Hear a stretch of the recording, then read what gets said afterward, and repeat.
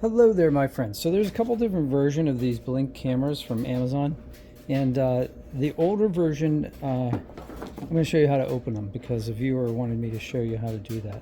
So the older version, the original version, if you have these, see this little arrow here? So you push this down, this is spring loaded, push it down, kind of hold the top like this, push it down with your index finger and pull.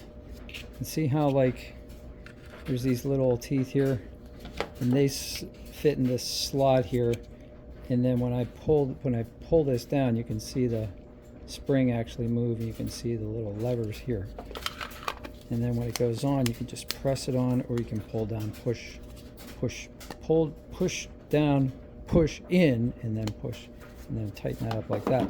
Now the newer version, though, you're going to need a screwdriver. So just take a big screwdriver and unscrew it to the left.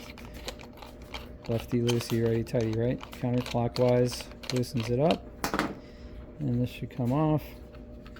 And there's your batteries in there, and then go like this, and tighten it back up.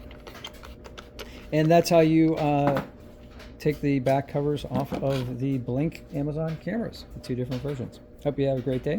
Thanks for smashing a like. See you on the next one.